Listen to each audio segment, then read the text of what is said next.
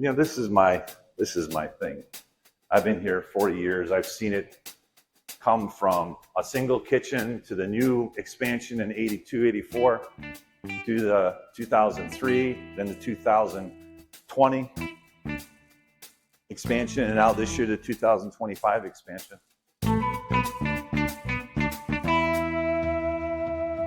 Hey, on this episode of Well Seasoned, we're visiting Schoolcraft College, and we're going to be talking with Chris Misiak, and he's been there for years. I taught part-time at Schoolcraft College, and one thing I can tell you about Schoolcraft is I think it's the second best culinary program in the United States. Culinary Institute of America first for a lot of obvious reasons, but a close second. The facilities are just unbelievable. When they did the remodel, when I used to teach there, I taught part-time, and I had a selfish motive. I taught there so that I could get access to the best students so I could hire them to work in my restaurant.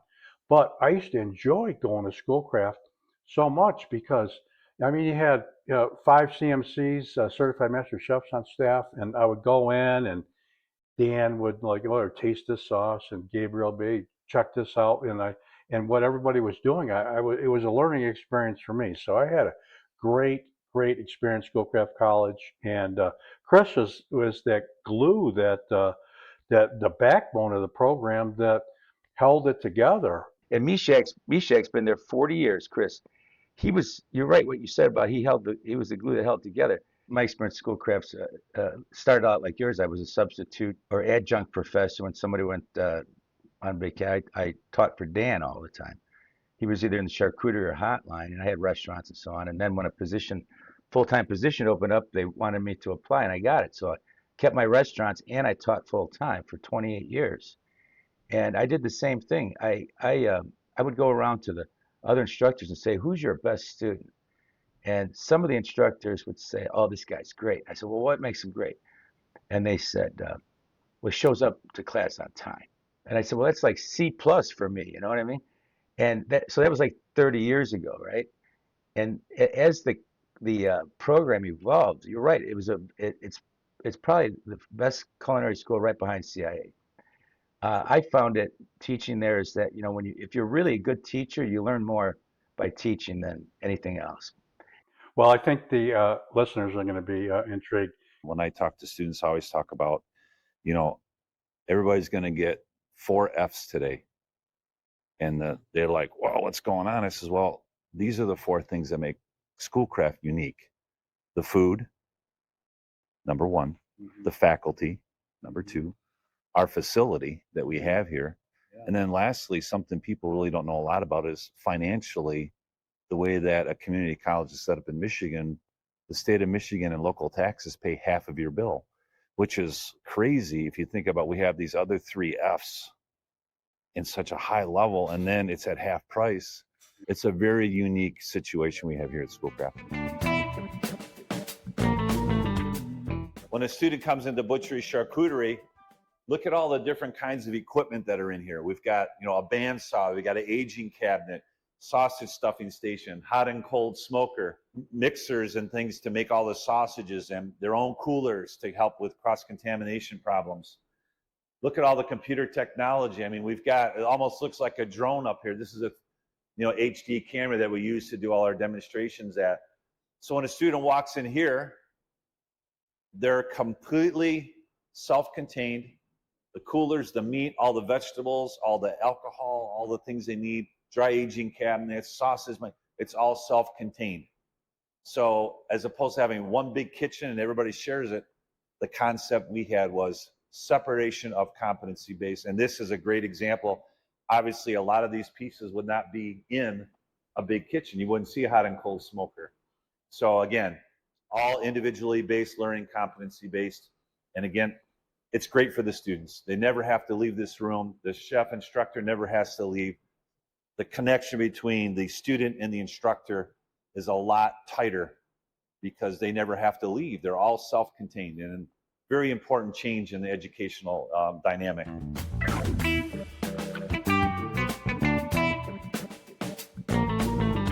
This is the bake shop. Most people associate baking and pastries as the same, and they're really not. When you look at the baking class, you'll see a lot of wooden tables. You'll see planetary mixers, which is where the bowl stays in one spot, like you have at most homes. But we also have spiral mixers here where the bowl turns and the paddle turns in the opposite direction. We also control how much water, the temperature of the water. There's a lot of factors in the bake program, and all of their specialized equipment, all these specialty pans and over here the pans and all of the Pantone cups and everything that they cook in, and all their ingredients are all very specific.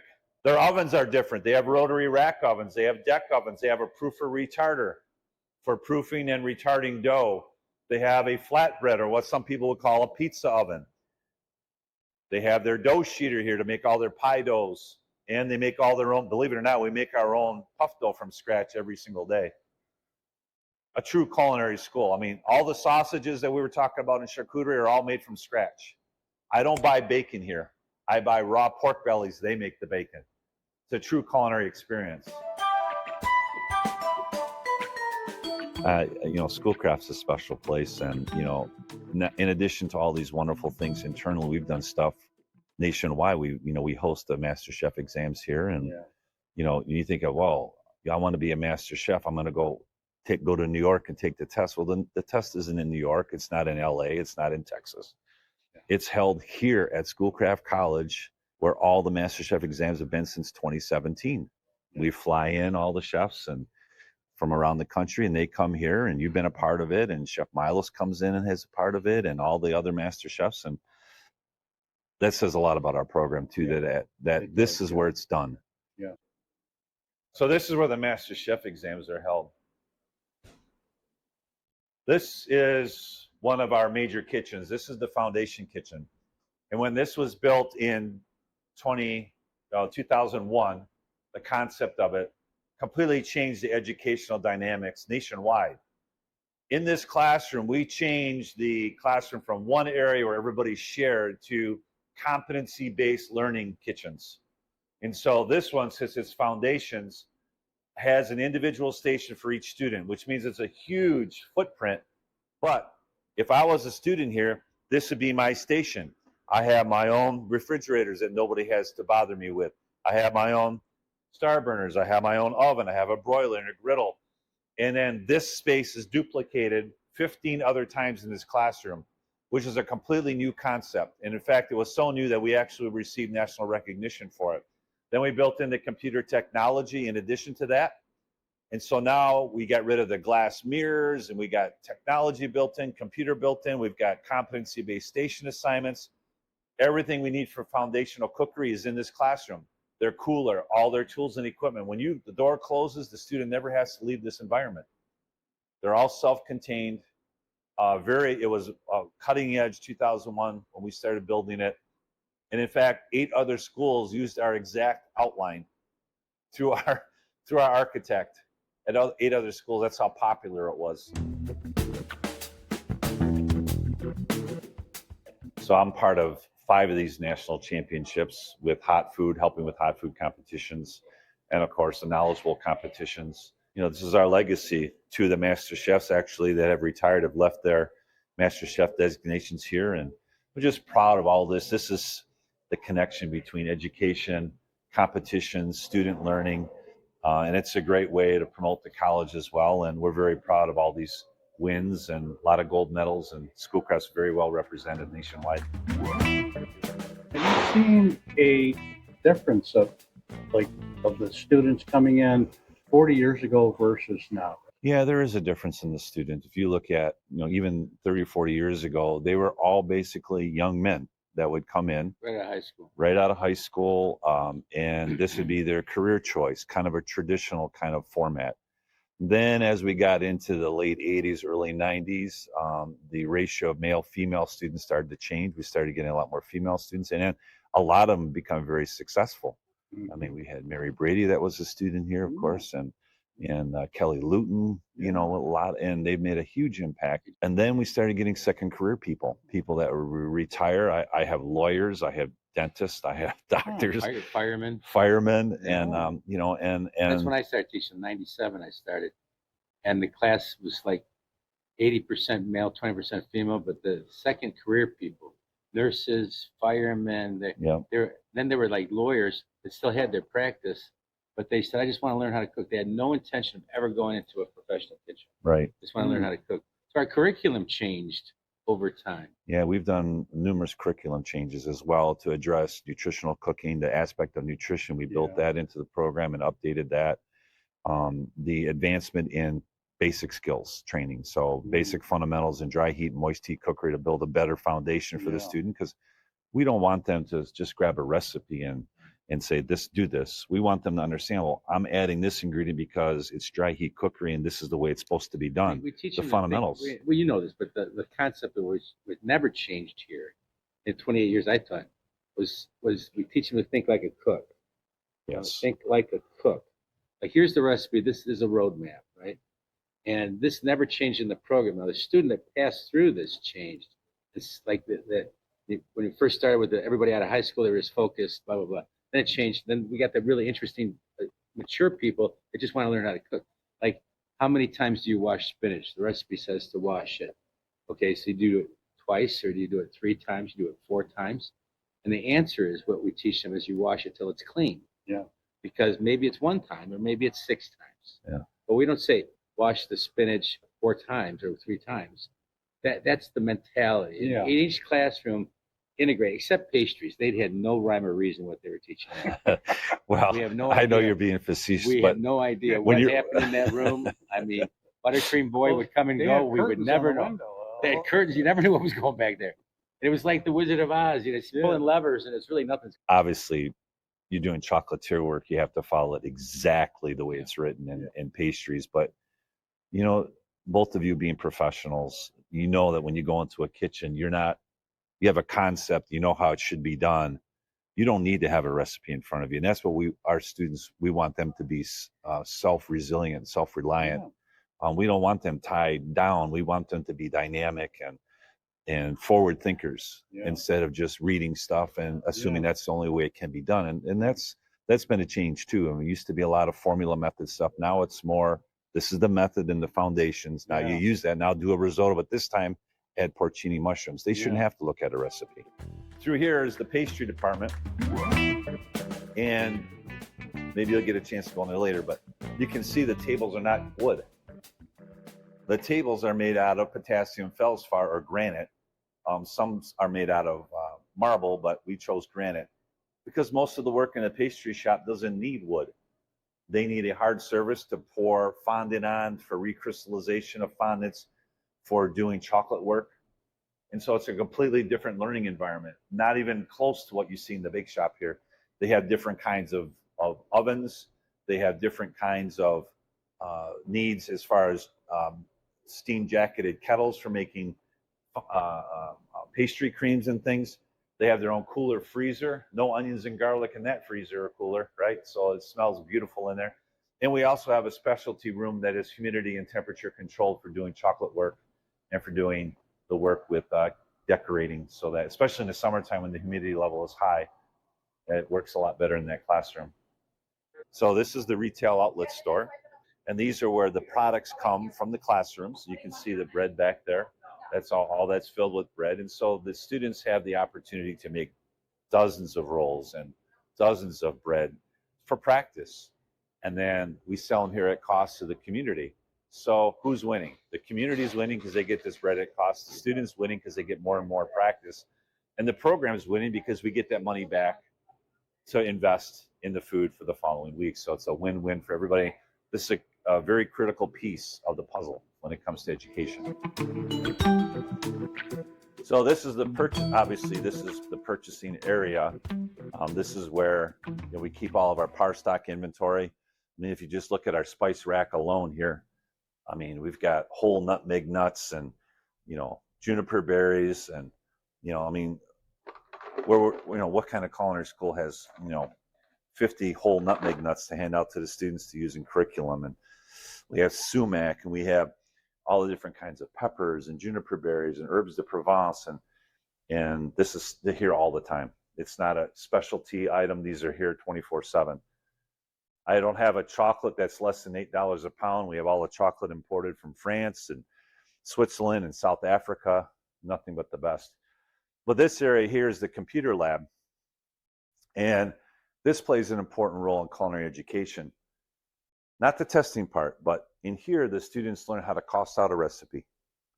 They learn how to take that costing of a recipe and develop a selling price. And they do all the prices in the restaurant. So every price that's on the restaurant menu is developed here.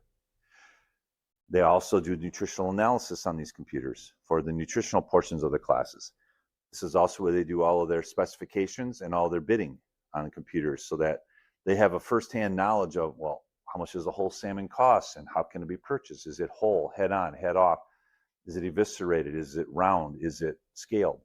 So they learn all those minute aspects of what goes on. And in addition to that, the final practical exam at the end of every 5 weeks, they do a cost analysis of every kitchen. How many dollars went in? How many dollars were recovered in sales in the restaurant? And they do an inventory fluctuation. They have to go in and count it to do a real cost analysis like they would have to do at a restaurant for profit loss. So it's really in depth. And this computer lab has become a very important part of that educational, and especially since COVID, where things have really gotten more difficult to make money. This helps them understand, what do things cost? How much should I sell it for? And how does it affect the bottom line? This is the brewery. Well, the brew tanks, and that's where the grain is cooked, and then it's transferred into here and brought to a boil. And then from here, it's put into the tanks. And then from here, after it's purified and sterilized, then it goes into these vats for the final fermentation process. And then we have a couple of bright tanks down here to, after it's done here, sometimes they put it in a bright tank to make it a little more crisp, change its characteristics to meet the style. But this is really a real brewery, and you can see why. We do our own canning here as well, and kegging. And I always thought this was really cool. They actually take the time to take the water that comes in from the city of Detroit, filter it, process it, and take out every mineral and everything right out of the water and put it in this tank, which is pure water without any mineral content, chlorine, or anything in it to make the beer, so it doesn't affect the quality. It's really a unique operation. This is the brew pub.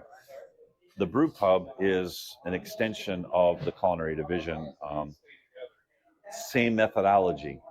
They have a beer program. They make one batch of beer, but they had no outlet for it. And so the students really didn't get repetition in practice.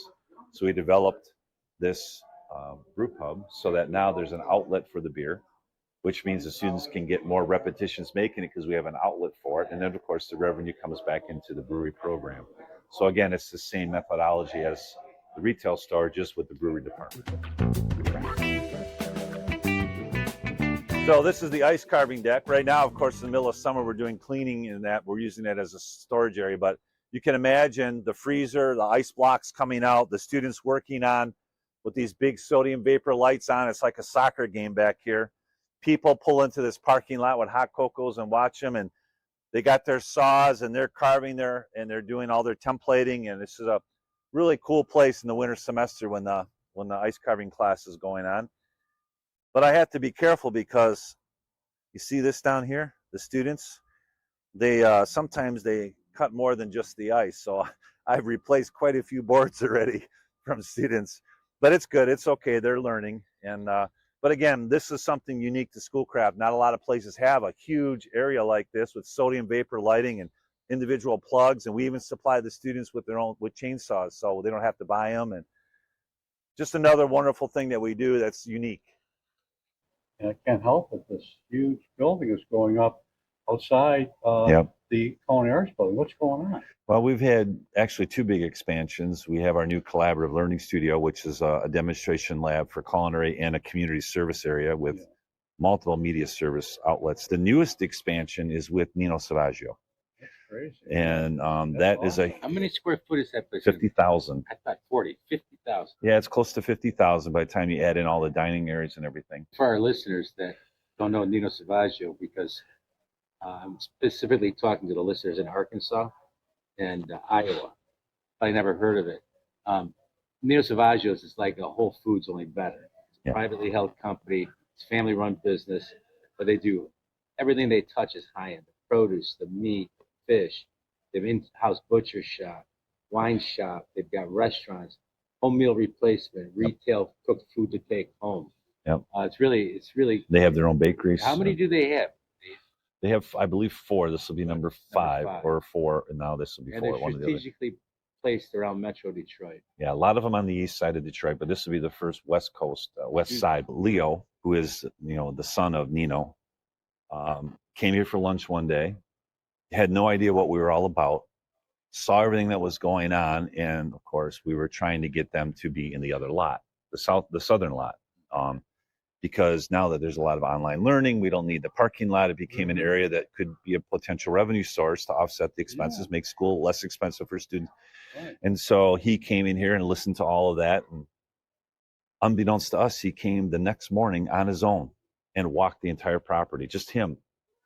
He walked the entire property, and he walked to the north parking lot, which is right across from Culinary. Right. And he said, you know what? This is it. So he grabbed me that day out of my office and grabbed Chef Jeff Gabriel.